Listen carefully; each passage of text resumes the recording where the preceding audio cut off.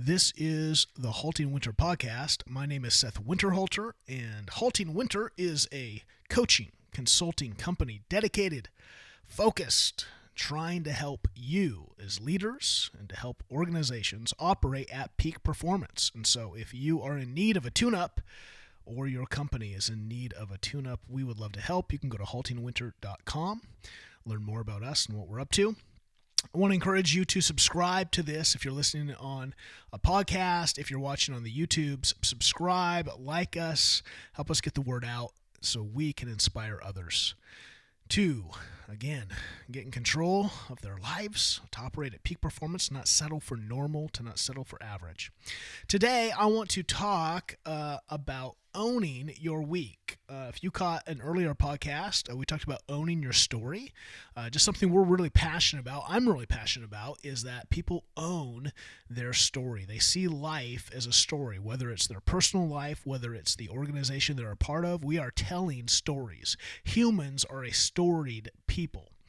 And so how are you owning your story? So one of the ways we can own our story is just by owning our week, realizing that every day, every hour, every component of time that we have is a gift, and we don't want to lose those. Now, we don't want to become workaholics. We don't want to become so dominated by soaking or squeezing every ounce of juice out of life that we become so consumed by that we don't actually enjoy all the components of life. No, but how do we own the week? How do we not let the week own us? How do we get to the end of the week and not feel like, man, what did I do? Did I get anything accomplished? Instead, we prioritized. We made sure that we got accomplished that which we set our minds to. So how do we do that? Just a real quick podcast here. A few things. 1, 2, 3, 4. 4 things I want to encourage you to think about when you're setting up a week for success.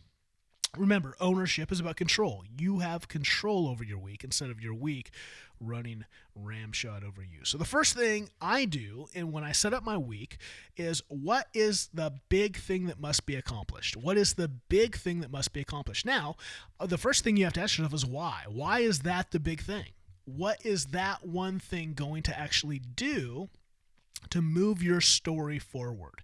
And this is where it comes to having goals. Do you have annual goals? Have you broken those goals down into quarterly goals? Do you see how they build upon each other? So when you accomplish that goal, then it's allowing you to move forward in your story, to move forward in where you are trying to get to. So is the big thing that you must accomplish this week, is that helping you accomplish your goals? It's interesting how sometimes we think the big thing, this thing is so big, I've got to get this thing done. But then when we look at it, we're like, this has nothing to do with where we're going. This just somehow became urgent because maybe it's on the calendar, or maybe we always do it, or for some reason or another, it becomes prioritized, but it really has nothing to do with where you're going. And so that's part of the process, is going, what is the big thing that must be accomplished? The first thing is why. What, and not only why, and it's why is it the most important, but that also tells us what really needs to be accomplished, right? Then it becomes granular. It's not just, this is the big thing and it's so big I don't even know where to start. No, if this needs to be accomplished this week, then really that moves us into the second component, which is, let's break it down into bite-sized crumbs, into bite-sized bites. What is the big thing that must be accomplished? Now, I would encourage you, again, with step 1, do not have more than 3 big things. 1 to 3 big things. What are the 3 big things, no more than 3, that we're going to accomplish this week? Now, step 2, we're going to break those down into bite-sized chunks, right? What's the famous quote? How do you eat an elephant? 1 bite at a time. Okay. Well, what are those bite-sized crumbs? And who is going to do them? Am I doing them all? Do I now, or is this a part of the team? I got to figure out the delegation cycle. Maybe I start this, but then this needs to be handed over to this person so that they can touch it and do their thing, and then they bring it back. You got to kind of orchestrate that, and that flows into number 3, right? Number 1, what is the big thing? What are the 1 to 3 big things that must be accomplished? Number 2, break them down into bite-sized chunks. And then once they're in bite-sized chunks, once you see the elements, now we schedule them. Now we go, okay, well now that they're in chunks, now we can go, okay, well on Monday we need this and this to get done. So that gives us Tuesday to get that done, and then Wednesday to get this done. And now you actually be able to get the big thing done because not only did you break it down into bite-sized chunks, now you scheduled it according to reality. Now it actually lives in a real time and real space. That's one of the problems with goals, is that you'll say, okay, here's the big goal for the week. And then it's Book of Judges. Everyone just has to kind of figure out how to do their part, and everyone's kind of, it just breeds excuses because like, oh, I thought Jerry was doing that. I thought Susie was going to take care of that. And then you have chaos because no one really took the responsibility of going, what needs to be done then? How do we take this big goal and break that into small chunks to see then who has ownership over it?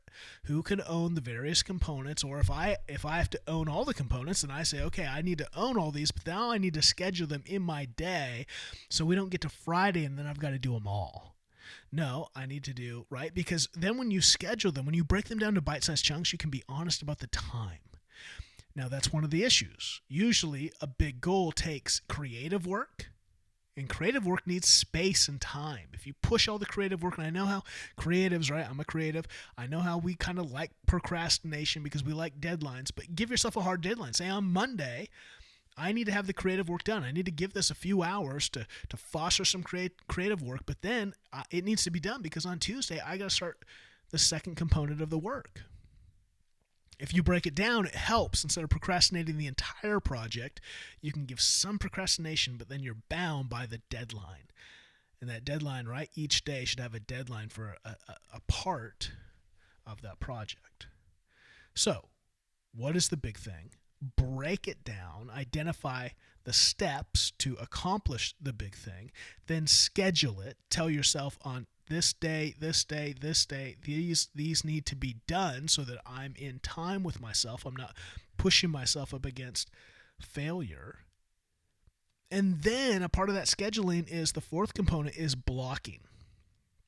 Because it's one thing to schedule on the days, it's another then to even schedule the time. And this is what I was saying with kind of the procrastination thing. If it's creative work, I want to do that work in the morning. So again, this is just for me, but maybe this speaks to you.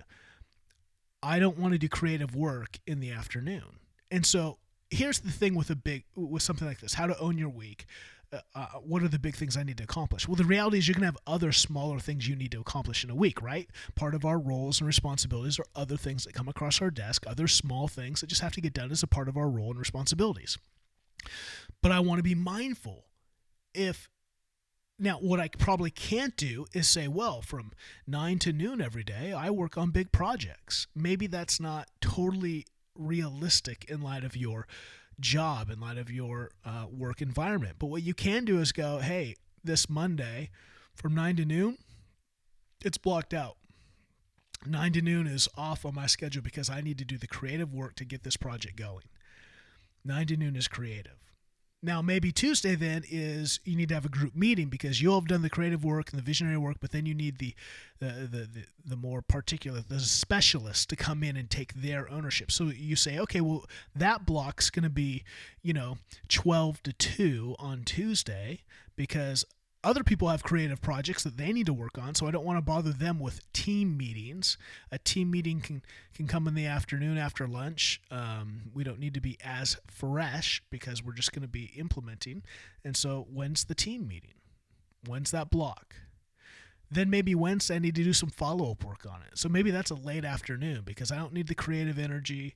I don't need to get the team together. I just need some follow-up work. I need some touch points on it. So I want to put that, like, when do you block it out?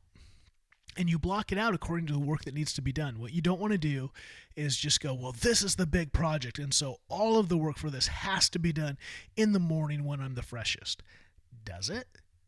It just depends. It depends when do you work best, and is that work a part of those blocks? And so maybe this is maybe you're like, I'm kind of lost right now.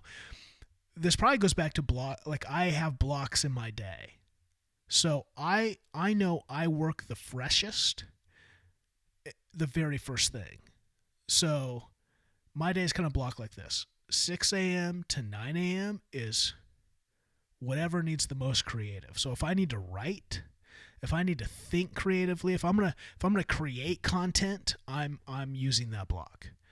If I'm writing, if I am anything that has creation is in that block because it's my freshest. And then 9 to noon is kind of my second freshest, but that's where I want to that's where I'll record, right? If I need to speak, that's where I'll record podcasts. I will I can continue to do some writing, maybe it's not as creative, maybe it's editing work. That's a good time for editing, final drafts, touch-ups, things like that. Then noon to 3, kind of the afternoon block, that's perfect for meetings. I don't like taking morning meetings because meetings kind of drain me. And so if I take a meeting in the morning, I'm going to be useless later on. So I don't want to lose that time unless I have to, right, my schedule dictates it, and then I have to be flexible to that. But I try not to take morning meetings. I try to put those in that third block, noon to 3. Meetings or emails, stuff that's just, it doesn't take a lot of brain activity. What else? And then I go to the gym, and then I come back and I have a small gap, right? 6 to 8-ish, where if I need to do some touch-up work, I need to do some things I can do. But again, that's the most unproductive of my time. So whatever kind of easy work I can put in that. So I have blocks, right? When am I most creative? When do I meet with my team? And that way it helps me also when I schedule things to not be like, well, when can I do this? And then my whole schedule's open to me. No, I know if I'm going to meet with someone to talk to, hey, 12 to 3, what works from you? Well, most afternoons, 12 to 3, I'm open. Does a day and a specific time in that window work for you? It's already blocked. I don't have to be like, well, when does it work for you? And it's just this open-ended, total open time. And then you're both kind of like, well, no, like I think it's important to think about blocks in your day. That helps you understand. And then schedule, like you're probably going to be freshest on Monday, Tuesday, Wednesday. And as the week goes on, you're probably going to get more tired. You need that weekend. You need that time to recover. Or if you had a really busy weekend, Monday morning might not be the sharpest. So you need to adjust your schedule. It's important to kind of know the days, to know also what's happening on the days. If you have a big inspection project or inventory project, right? You have something on the calendar that you know is just going to zap you. You got to be aware of that. And so you got to schedule accordingly. So how do you own your week? Number 1, what is the big thing that needs to be accomplished? No more than 3. What is the 1 to 3 big things that need to be accomplished that are moving us forward on the big mission, the big vision that we've set for the year? How do I break that big thing or things down into bite-sized chunks? What does it look like to take bites out of them? Really identify what needs to be done and by whom, who's in charge of that component. Then take those bite-sized chunks and schedule them. On what days are we going to create deadlines for that work to be done? Create deadlines for yourself. That gives you a sense of urgency. Instead of just, oh, here's the big project and it's due by the end of the week. You will wait till the end of the week. You'll dilly and you'll dally around it and you'll have a worse product. Schedule on the days. Give yourself deadlines for the bite-sized chunks. And then, number 4, block out the day to make sure that you're putting that in your schedule in the right place, according to what work it needs. Does it need to be done first thing in the morning when I'm freshest? Does it need to be done before lunch so I can give it to someone? Do I need to meet with someone? Am I meeting with them after lunch to get some feedback, to get some insights? When am I putting that? Put it in the part of your day that works the best for the work that you need to actually do on it. One big thing, break it down, schedule the day, block the time, prioritize it, make it happen. There it is. How to own your week. I hope that helps. Hope that helps you get more out of not only your week, but out of your day. But most of all, I hope it helps you accomplish your goals. Sometimes our goals can be so big and so daunting that we forget to do the work like this to break it down so we can accomplish it. And that's why Oftentimes, even very successful leaders don't accomplish the goals that they set for themselves because they don't do the work of breaking it down, scheduling it, and making it a priority. So, I hope that helps. Take it to heart and go get after it. Until next time.